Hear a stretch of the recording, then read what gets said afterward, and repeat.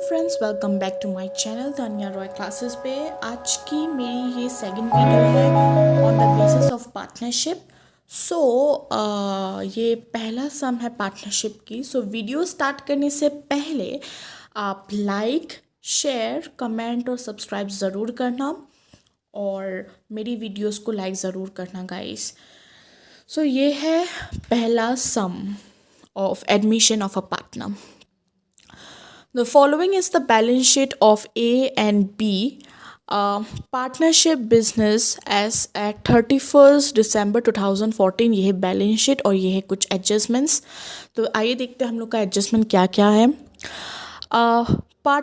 The partners decided to revalue the assets and liabilities as under on the admission of partner C on 1 January 2015 who brings 30,000 as capital। तो ये जो line है, जो C admit होता है और एक नया पार्टनर एडमिट होने से जो कुछ पैसे लाता है एज हिज कैपिटल, तो ये हम लोग पार्टनर्स कैपिटल अकाउंट में जाएगा। तो ये हम लोग नहीं करेंगे। प्लांट से स्टार्ट करते हैं। Plant and machinery 60,000, debtors 27,000, furniture 9,500 and stock 36,000।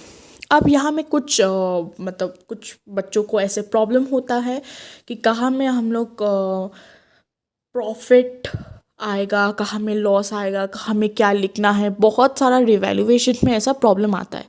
तो उसका सिंपल एक टेक्निक है जहाँ में आप लोग को अच्छे से समझना होगा। सो यहाँ में मैंने लिखा है DIAL। DIAL का मतलब क्या है? DIAL का मतलब है decrease in assets, increase in liabilities. इसका मतलब जो एसेट्स डिक्रीज होगा वो डेबिट साइड में रिकॉर्ड करेंगे हम लोग, और जो लाइबिलिटी इंक्रीज होगा वो हम लोग यहीं पे डेबिट साइड में हम लोग रिकॉर्ड करेंगे। अब इसका उल्टा होगा क्रेडिट साइड, मतलब increase in assets, decrease in liability, वो हम लोग करेंगे, रिकॉर्ड करेंगे क्रेडिट साइड में। तो आप लोग को समझ में आया इसका मतलब जो डिक्रीज एसेट्स होता है उसको हम इधर वो डेबिट साइड में करेंगे, रिकॉर्ड करेंगे, और क्रेडिट साइड में करेंगे इसका उल्टा। ठीक है, आपको एक अगर याद हो जाएगा तो उसका उल्टा भी आप लोग को याद हो जाएगा। ठीक है, अब थोड़ा फर्स्ट जो मैंने टेक्निक आपको दिया है वो ज़्यादा ही पावरफुल है, आपको इजीली समझ में आ जाएगा। लेकिन सेकंड वन भी है। सेकंड वन में थोड़ा सा कंफ्यूजन तो नहीं है, लेकिन आपको अगर अच्छा लगे तो आप सेकंड वन भी कुछ भी यूज़ करते हैं, लेकिन I prefer to use this first technique. Okay, so let's start with the second technique. Also आपको समझ में आ जाएगा कि मैंने क्या बोला। अब ये है कुछ एडजस्टमेंट। सो ये प्लांट है, प्लांट एंड मशीनरी 60,000। सो यहाँ पे हम लोग कैलकुलेटर में पहले लिख देंगे 60,000 माइनस प्लांट एंड मशीनरी कितना है 50,000। तो आ गया कितना आपका 10,000। यहाँ में आपको प्लस माइनस साइन दिख रहा है? नहीं दिख रहा है। क्यों नहीं दिख रहा है? क्योंकि ये 60,000 बड़ा है 50,000 से। इसका मतलब ये इंक्रीज इन एसेट्स है। अगर ये जो एडजस्टमेंट अगर बड़ा हो, एडजस्टमेंट में जो अमाउंट आता है वो अगर बैलेंस शीट का अमाउंट से बड़ा होता है तो ये आपको इंक्रीज इन एसेट्स देता है। ठीक है, so as it is increase in assets तो we will write by plant and machinery account 10,000। Again plant, अब डेटर्स में कितना लिखा है आपका 27,000। सो 27,000 आप कर लेना, माइनस इधर में लिखा है आपका 30,000 डेटर्स 30,000। सो माइनस 30,000 कितना आ गया आपको -3,000 आया, इधर में माइनस आया, इसका मतलब इधर में आपको लिखना है, ठीक है। मतलब इंक्रीज इन एसेट्स में देखना यहाँ में माइनस साइन आ जाएगा, अगर माइनस साइन आया तो 3,000, ठीक है। तो इधर में टू डेटर्स अकाउंट 3,000 लिख देना। उसके बाद आता है फर्नीचर कितना है 9,500 जो फर्नीचर आपका है इधर में माइनस कर देना ओल्ड बैलेंस शीट से। फर्नीचर कितना है 10,000, तो 10,000 -500 आया तो इधर में होगा डेबिट साइड में टू फर्नीचर अकाउंट 500। अब सेम तरीके से स्टॉक भी करना है। स्टॉक कितना है 36,000 -40,000 इक्वल्स टू -4,000, तो इधर में लिखना ना स्टॉक -4,000।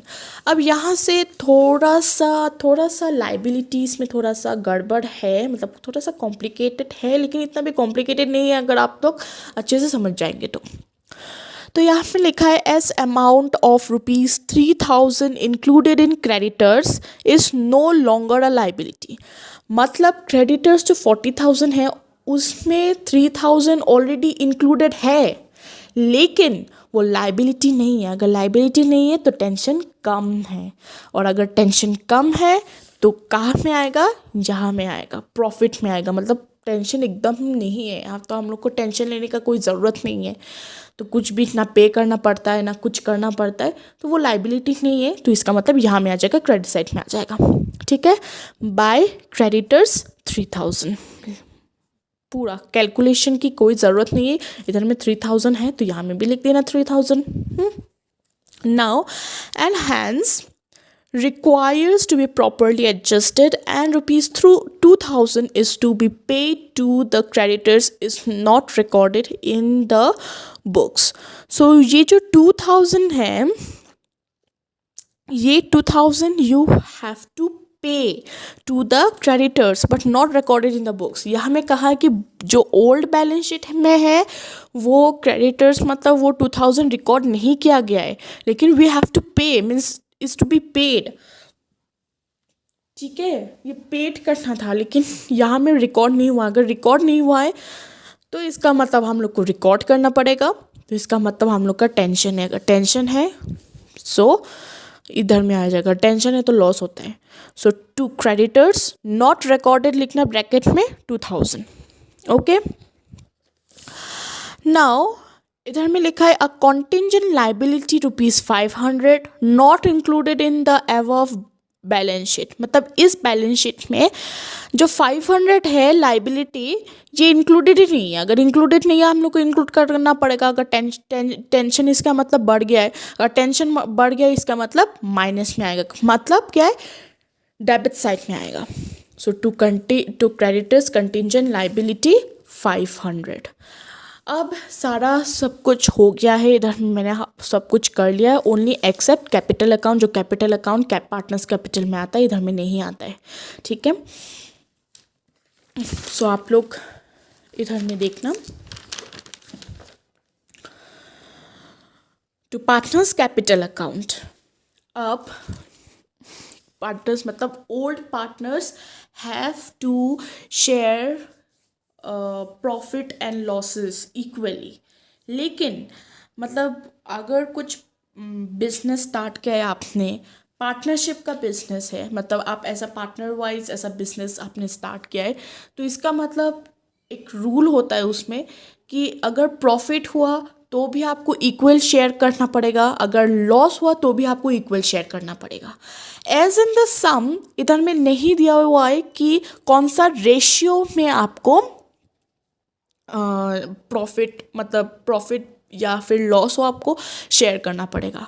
तो हम लोग यहाँ में एज्यूम कर लेंगे 1:1। 1:1 मतलब 1 + 1 कितना होता है 2। सो ए का शेयर होगा 1/2 और बी का शेयर होगा 1/2। 1/2 कहाँ से आया, ये कितना होता है इक्वल्स टू 2 होता है, क्योंकि 1 + 1 होता है 2। अब ये 1 ए का और ये 1 बी का, तो डिवाइडेड बाई 2, ठीक है। आपको समझ में आया। सो ये होता है इसका रेशियो, ए का रेशियो और बी का रेशियो इक्वल होगा, ठीक है। हम लोग यहाँ में सिर्फ एज्यूम करेंगे कि इक्वल होगा। तो अब हम देखेंगे कि क्रेडिट साइड ज़्यादा है या डेबिट साइड ज़्यादा है. So as we can see कि क्रेडिट साइड ज़्यादा है. कैसे? 10,000 माइनस 3,000 10,000 प्लस 3,000 कितना होता है? 13,000. यहाँ में क्रेडिट साइड में आया 13,000. यहाँ में कैलकुलेट करते हैं. 3,000 प्लस 500 प्लस 4,000 प्लस 2,000 प्लस 500. तो कितना होता है आपका? 10,000 आ जाता है. इसका मतलब 13,000 मतलब क्रेडिट साइड ज़्यादा है, तो क्रेडिट साइड का बैलेंस हम लोग पहले यहाँ में लिख देंगे. ठीक है. अब जो ये 10,000 आया उसको माइनस करेंगे 13,000 से जो बैलेंस आया उससे. तो 13,000 एज अ बैलेंस, तो आ गया आपका 3,000 का कमी है डेबिट साइड में.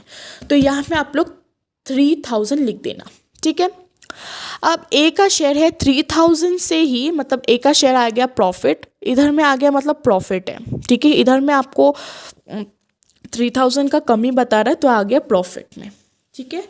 अगर इधर में आता तो इधर में लॉस आता, प्रॉफिट नहीं आता. तो इधर में आ गया आपका 3,000 का कमी बता रहा है. तो ए का जो रेशियो होगा 1:2. तो 3,000 इंटू 1 डिवाइडेड बाई 2 कितना होता है? 3,000 इंटू 1 डिवाइडेड बाई 2 कितना होता है? 1,500. सो बी का शेयर भी 1,500 होगा क्योंकि इक्वल शेयर बोला है. तो इन दोनों का प्लस कर देखना कि 3,000 आता है कि नहीं. अगर नहीं आता है इसको प्लस करने से, अगर यहाँ में 3,000 नहीं आता है तो समझ लेना आपका आंसर गलत है. ठीक है. तो 3,000 आना होगा यहाँ में. अब जाते हैं हम लोग पार्टनर्स कैपिटल अकाउंट में. तो पार्टनर्स कैपिटल अकाउंट में क्या करना है आपको? कैपिटल में देखना है ए का कैपिटल और बी का कैपिटल दिया हुआ है. ठीक है. तो ए का कैपिटल है 48,000 दिया हुआ है और बी का कैपिटल आपको दिया हुआ है 54,000. तो यहाँ में हम लोग लिख देंगे बाय बैलेंस ब्रॉट डाउन 48,000 और 50,000. और सी में कुछ नहीं है. सो सी तो न्यू पार्टनर है तो वो कुछ मतलब एज अ कैपिटल तो वो कुछ लाएगा नहीं. वो कैपिटल मतलब उसका कैपिटल मतलब बाद में आएगा. उसका कैपिटल है ना, तो वो उसका कैपिटल कितना बोला यहाँ इधर में? C on 1 January 2015 who brings 30,000 as capital. तो 30,000 उसका कैपिटल है. So by bank account C column के नीचे ही लिख देना आप 30,000. अब यहाँ में रिवैल्यूएशन अकाउंट है. ठीक है. सो रिवैल्यूएशन अकाउंट अगर यहाँ में है तो आपको यहाँ में लाना होगा. अगर यहाँ में होता तो यहाँ में आता, लेकिन आपको यहाँ में लिखा है एज प्रॉफिट हुआ है आपको, तो यहाँ में आना होगा. सो बाय रिवैल्यूएशन अकाउंट 1,500 1,500 ये दोनों आप यहाँ में लिख देना. और इसका तो कुछ है नहीं, सो इसको डैश दे देना, एक स्मॉल सा डैश दे देना. आप इसको आप प्लस कर दीजिए. इसको प्लस करने के इतना निकलेगा, इसको प्लस करेंगे इतना निकलेगा. और ये 30,000 तो 30,000. सो सेम यहाँ में कुछ है नहीं तो यहाँ में भी सेम लिख देना. और बैलेंस कैरिड डाउन भी यही होगा. अगर कुछ होता तो उसको माइनस करके निकालते हम लोग. इसका वीडियो मैं बाद में बनाऊँगी. तो आप बस सिंपल सा एक सम आप ये समझ लीजिए कि आपको सेम लिखना है, क्योंकि as a balance carried down आपको सेम ही निकलेगा, कुछ माइनस करने का नहीं है. ठीक है. अब बैलेंस शीट में आता है. अब बैलेंस शीट में पहले क्या लिखा है? Cash at bank 12,000. तो यहाँ में लिख देना आप कैश एट बैंक 12,000 प्लस 30,000 मतलब सी का जो कैपिटल लाया वो कहीं से तो कहीं ना लाया होगा ना. सो अगर कैश से होता तो कैश में लाता, बैंक में लाता, कहीं से तो वो लाता एज अ चेक लाता, एज कैश लाता, तो वो बैंक से प्लस हो जाएगा. ठीक है. और 500 को माइनस कहाँ से किया? क्रेडिटर्स से मतलब टू कंटेंजेंट लाइबिलिटी, क्योंकि ये बुक में रिकॉर्डेड नहीं है. यहाँ मैं बोला था ना contingent liability ₹500 is not included in the above balance sheet. Above balance sheet में ये इंक्लूडेड नहीं है, तो ये भी आपको कैश एट बैंक से माइनस हो जाएगा. ये माइनस हो जाएगा. ठीक है. आप आपको ये कैलकुलेट करना है तो आपको 1500 एज अ आंसर मिलेगा, इसका आंसर, ठीक है। नाउ प्लांट एंड मशीनरी, अब प्लांट एंड मशीनरी है 50,000, ठीक है। तो यहाँ पे आपको लिखना है 50,000 प्लांट एंड मशीनरी प्लस 10,000। कैसे आया ये 10,000? यहाँ से आया। यहाँ में जो भी होता है, यहाँ में जो भी अमाउंट आता है वो 10 मतलब प्लस होता है, यहाँ में जो भी अमाउंट आता है वो माइनस होता है। कि जैसे कि आपको यहाँ में कॉन्टिंजेंट लाइबिलिटी 500 दिखाया था, माइनस क्यों माइनस हुआ था? क्योंकि ये यहाँ में जो आता है अमाउंट वो माइनस हो जाता है, ठीक है। तो यहाँ में 10,000, तो 10,000 का आप प्लस कर दीजिएगा तो आएगा आपको 60,000। Now furniture is 10,000, so furniture 10,000। अब फर्नीचर कहाँ है? डेबिट साइड में है, माइनस फर्नीचर 500 है, तो फर्नीचर माइनस 500, 9,500। स्टॉक कितना है? 40,000 लिखा है। इधर में जो 40,000 है वो सेम लिख देना है आपको, 40,000 है तो 40,000 लिख देना है। अब यहाँ में स्टॉक कहाँ है? यहाँ में है, सो माइनस 4,000 कितना आ गया? 36,000। डेटर्स 30,000, डेटर्स कितना आपका? 30,000। डेटर्स इज 30,000 है तो यहाँ में आ जाएगा। डेटर्स अब कहाँ है? डेबिट साइड में है, तो डेबिट साइड का मतलब है माइनस, सो 27,000। अब क्रेडिटर्स में 40,000 है, ये 40,000, तो यहाँ के ब्रैकेट में लिख देना आपको 40,000, ठीक है। अब 2,000, तो यहाँ में बोला गया है आपको 2,000 क्रेडिटर्स में यू हैव टू पे, मतलब अगर हम लोग को पे करना पड़ेगा, लेकिन हम लोग ने अभी तक किया नहीं है। क्यों? क्योंकि इधर में बैलेंस शीट में ऑलरेडी रिकॉर्डेड नहीं, अगर रिकॉर्डेड होता तो हम लोग पे कर देते। वी हैव टू पे ना, तो इसका मतलब हम लोग को बहुत टेंशन है। अगर मतलब वी हैव टू पे ना, अब इसको माइनस मत कर देना, इसको प्लस कर देना, मतलब इसको जोड़ के हम लोग पे करेंगे, ठीक है।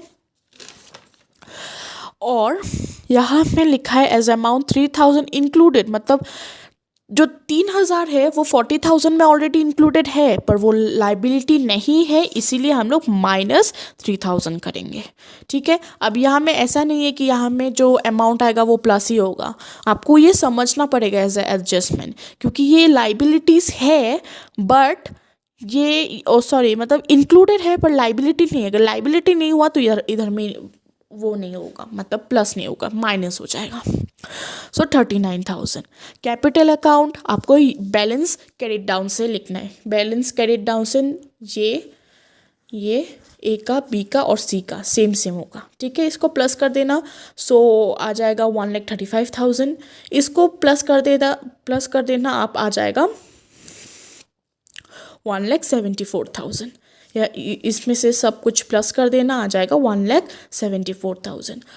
अगर ये दोनों सेम आया, बैलेंस शीट टैली हुआ, इसका मतलब आपका पूरा आंसर करेक्ट है। अगर बैलेंस शीट टैली नहीं हुआ, इसका मतलब आपका आंसर कहीं ना कहीं रॉन्ग है। और कॉमर्स स्टूडेंट के का मतलब ये बहुत चलता है कि बैलेंस शीट उन लोग का टैली नहीं होता है।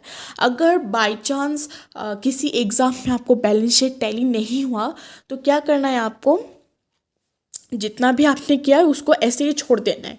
अगर आप कोशिश करेंगे इसको सॉल्व करने की, सो टाइम उधर में ही चला जाएगा। आपको एक सम करते करते ही टाइम निकल जाएगा और बाकी सब कुछ आप नहीं कर पाएंगे।